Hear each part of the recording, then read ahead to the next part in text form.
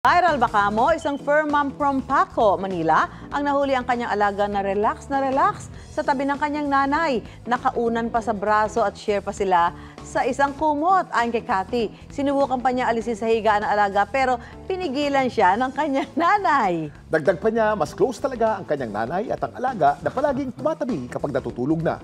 Kinagigiliwan ng mga netizen ang Lola's Girl moment ng fur baby na ngayon ay halos 400,000 views na sa TikTok. Nalala. Ganyan aso ko pag natutulog. Tabi ko. Ako naman yung katabi namin malaki. Malaki? Labrador. Ako, so gustong gumanyan pero hindi namin pinapayagan. Kasi masyadong malaki. Sa pana. Ito sa akin lang. kasi toy poodle eh. Kaya ganyan. Ang pinaka gusto talaga ng aso maging katabi. At talaga, oo nga eh. Nakikipag-unahan pa sa paghigayan eh. 24/7. Oo, saka bumangon ka na, tulog pa siya.